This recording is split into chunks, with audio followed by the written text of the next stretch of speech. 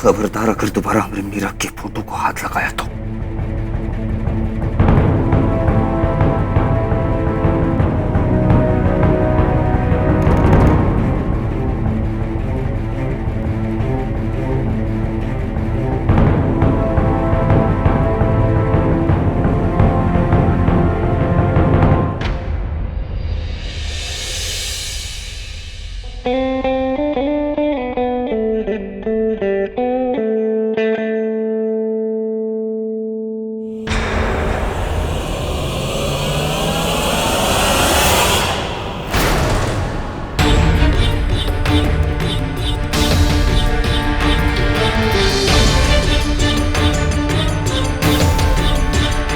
तस्वीर मुझे वापस दे दे।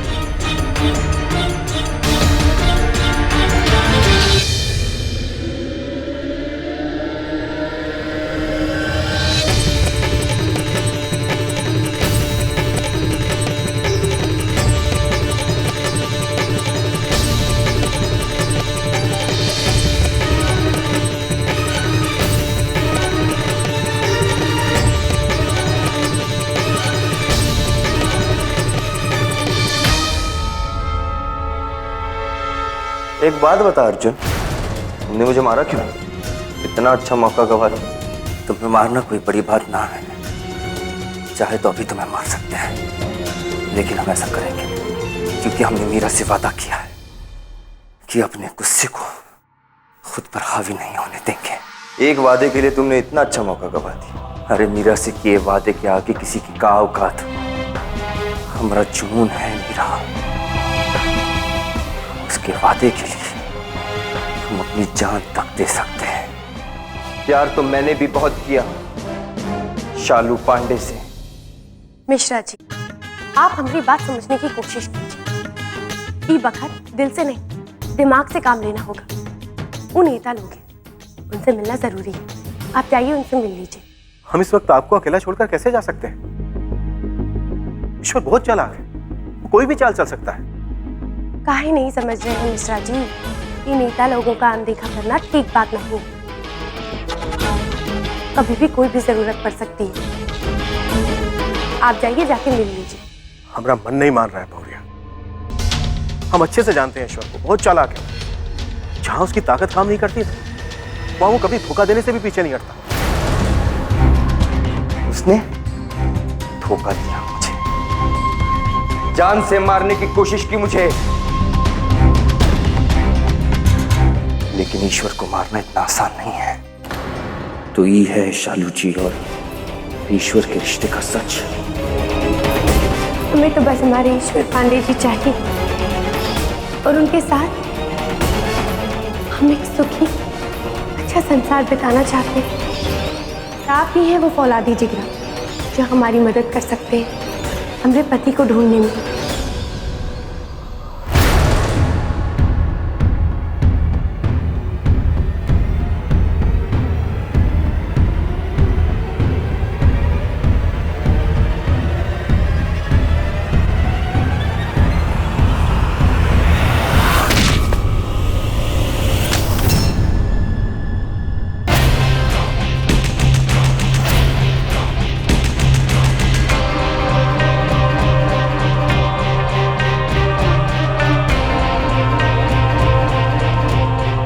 बेवकूफ है तू,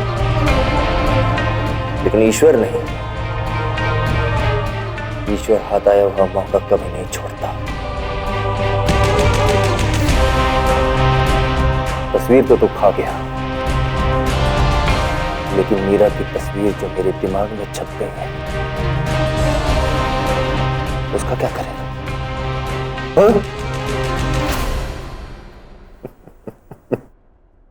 कैसे समझाएं हम आपको मिश्रा जी? वैसे ही ईश्वर पांडे का डर हमारे सर पे है। ऊपर से इन नेता लोगों से हम कैसे बेर रख सकते हैं? उन्हें नाराज करना ठीक बात नहीं। आप जाइए, जाके मिल लीजिए उनसे। लेकिन भैया, हमारे पीछे ईश्वर आ गया तो? हम अपना ध्यान रख लेंगे, आप बस जाइए। भैया, आप कह रही हैं तो हम चले जाते हैं, पर सच कहें तो हमारा मन नहीं मान रहा है जाने का। हम चले भी गए तो हमारा मन यहीं लगा रहेगा, आपके पास। भौरिया, अपना ख्याल रखिए। आप चिंता न कीजिए।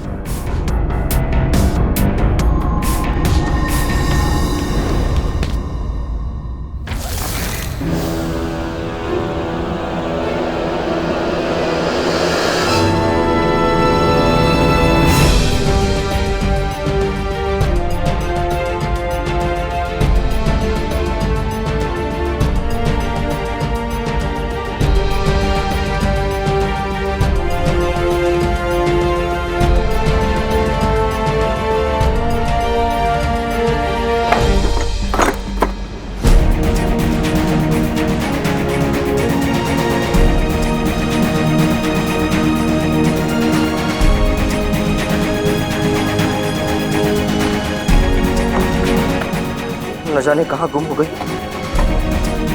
हमारी मीरा की तस्वीर नहीं मिल रही। वो तो आप ही के पास थी थोड़ी देर पहले। हाँ थी, लेकिन अब नहीं है। हर जगह ढूंढा लेकिन कहीं नहीं मिली।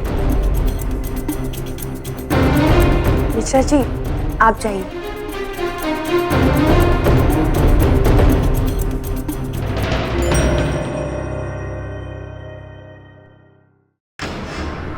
हमें किसी भी कीमत पर हमारी मीरा की तस्वीर वापस चाहिए। एक ही थी हमारे पास। मुझे और मीरा की जुदाई के इस वक्त में एक हुई तो है हमारा सहारा। आप तो समझ सकती हैं ना जुदाई का दर्द क्या होता है। अर्जुन जी, आप परेशान ना होइए। आप अपने दिमाग को शांत रखिए। यहाँ आके बैठिए, हम ढूंढ देते हैं आपकी मीरा की तस्वीर।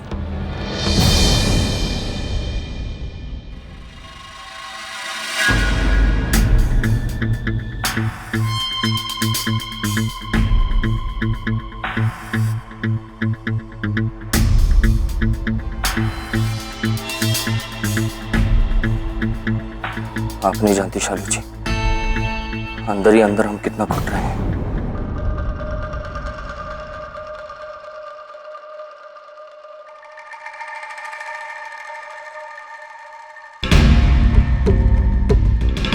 एक बात बताइए शालू जी, जिस तरह हम अपनी मीरा से जुदा होकर तड़प रहे हैं, क्या आपको भी उतनी बेचैनी और दर्द हुआ था जब ईश्वर जी अचानक चले गए थे? कैसे संभाला था खुद को?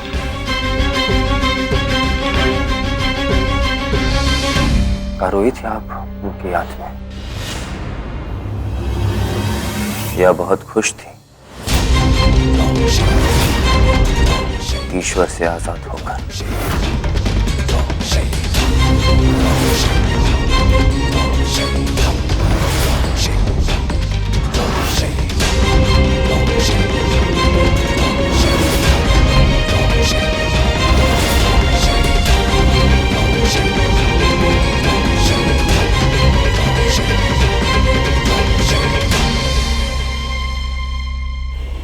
ये क्या कह रहे हैं आप?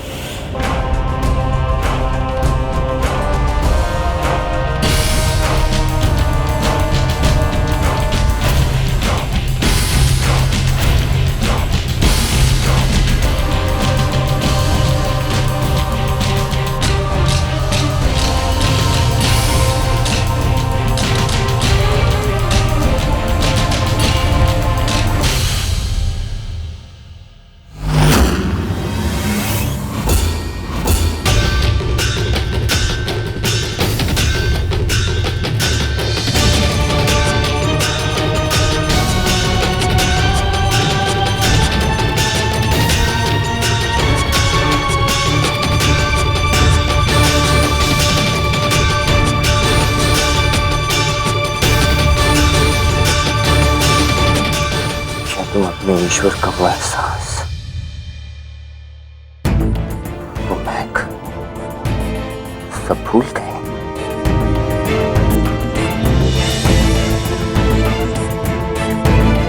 छोड़ो उनको।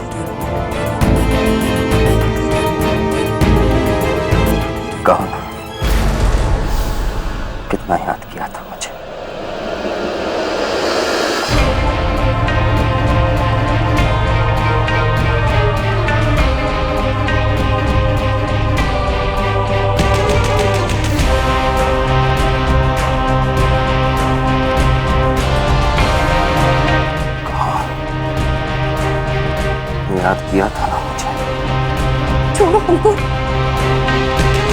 याद किया था ना मुझे?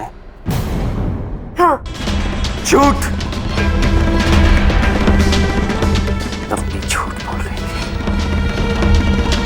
तब भी झूठ बोल रही हो।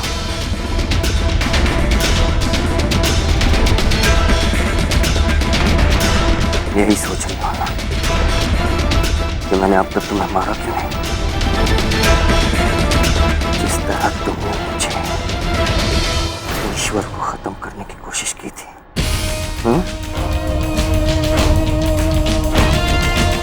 इसका जवाब है वो बेशकीमती चीज जो अभी तुम्हारे पास है।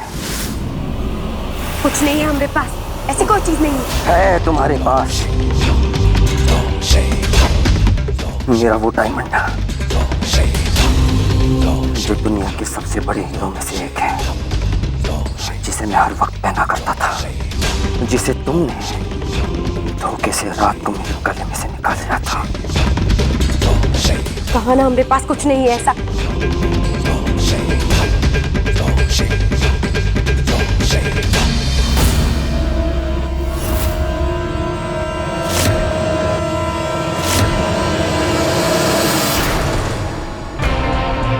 मैं अपनी मौत को भी मात देकर वापस आया हूं उस हीरे के लिए। चुपचाप वो हीरा मुझे वापस कर दो।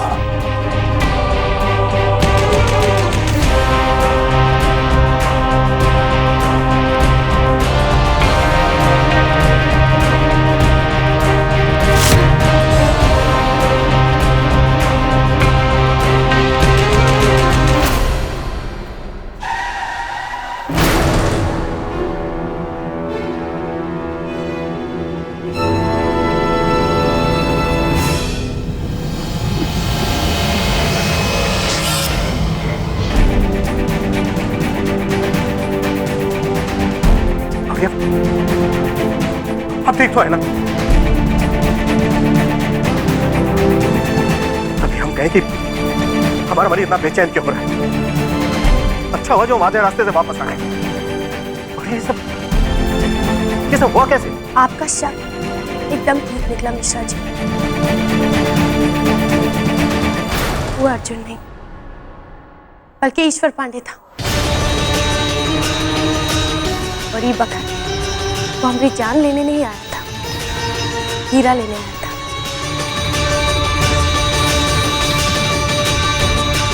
हीरा?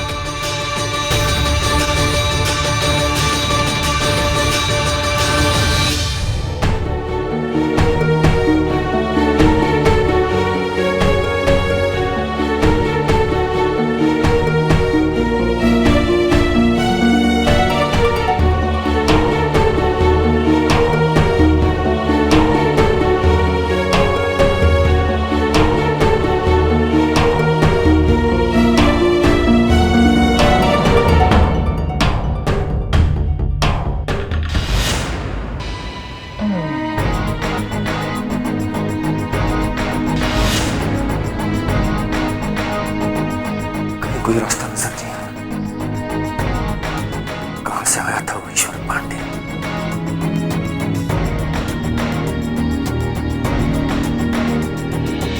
ईश्वर पांडे, हम तुझे नहीं छोड़ेंगे।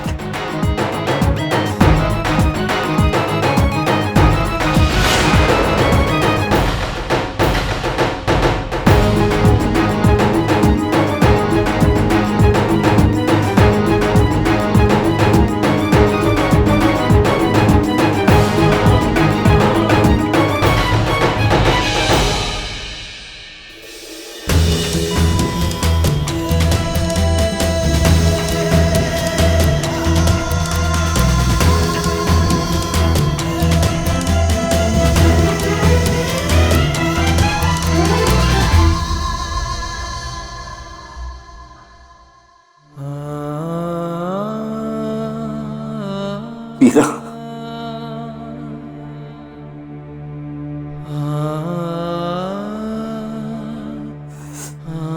हम जितना तुमसे करीब रहना चाहते हैं उतना ही तुमसे दूर है। हम जानते हैं मीरा, जानते हैं तुम कितनी परेशानी में हो। Sir please try and understand, मुझे इस जॉब की बहुत जरूरत है। मार्केटिंग मैनेजर ना से मुझे किसी और पोस्ट पर रख लीजिए। इतनी बड़ी रकम मैं इतने कम समय में कैसे चुका पाऊंगा? इस वक्त हमारे परिवार को हमारी जरूरत है। अपनी आंखों के सामने अपने पिता को बेइज्जत होते देखा। अरे लानत है ऐसे बेटे पर जिसकी जीती जी उसके बाप को लोगों के सामने छोड़ना पड़ा।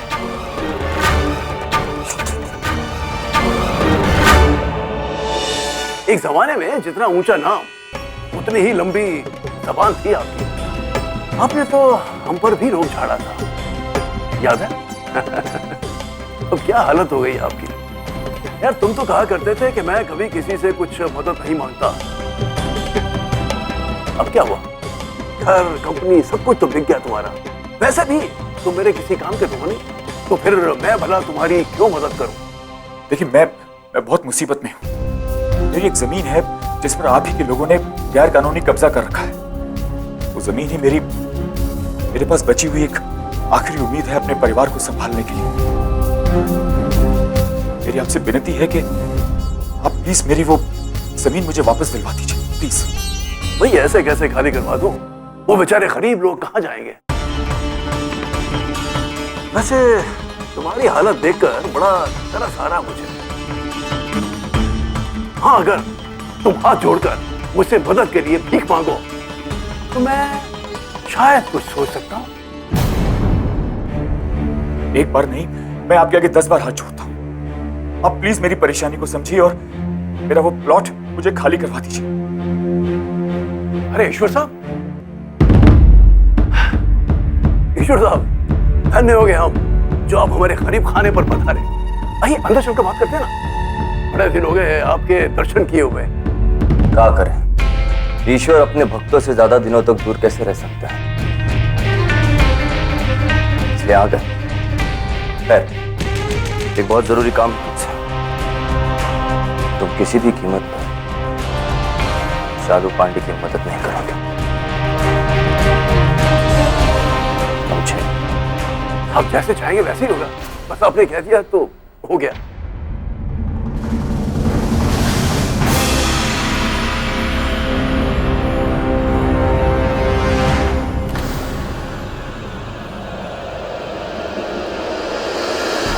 पृथ्वी,